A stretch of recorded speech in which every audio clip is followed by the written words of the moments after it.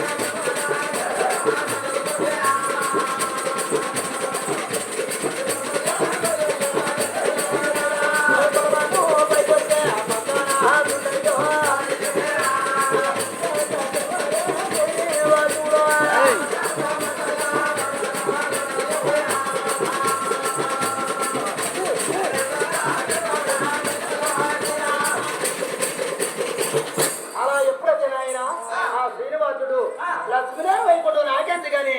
ఆ వైకుంఠ పట్ల విడిచిపెట్టి ఆ పరమత్వం పైకి వచ్చి ఒక వారసుకుడు పుట్టలో కూడా వెళ్ళి వారము లేకుండా పండుకోకంట నిద్రపోకంట లక్ష్మీ లక్ష్మణ పరవరిస్తామన్నట ఆ లక్ష్మీ లక్ష్మణ పరవరించుంటే తన బ్రహ్మదేవుడు చూసాడట ఆ బ్రహ్మదేవుడు చూసి ఆ లక్ష్మీదేవి కనుక పరుగు వెళ్ళి మా లక్ష్మీదేవి నువ్వు లేని చిత్తతోడ శ్రీనివాసుడు ఆ వైకుంఠ పట్ల విడిచిపెట్టి ఓ పరమత్వం పైకి వచ్చి ఒక ఆలసుకుడు పుట్టలో కూడా వెళ్ళి వారము లేకంట పండుకోకంట నిద్రపోకంట లక్ష్మీ లక్ష్మణ పరవరించాడమ్మా ఈ ఆధారి పూజలు నీకు ఎందుకమ్మా ఇదో ఒక బాణయాత్ర చేసినట్టే బ్రహ్మదేవుడు గోడ అవుతాడు ఈశ్వరుడి గో అవుతాడు నువ్వు సోళమాన పట్టు తోలికెళ్ళినట్టయితే ఆ తండ్రిని మేము పూజించుకుంటామని తన బ్రహ్మదేవుడు చెప్తే ఆ బ్రహ్మదేవుడు మన లక్ష్మీదేవి పుట్టేకంట ఒక బామయాత్రం దాచుతా ఉందంట ఆ కాలమంది సోళమహారాజు ఇలా పరిపాలన చేస్తా ఉన్నంట ఆ కాలమంది సోళమహారాజు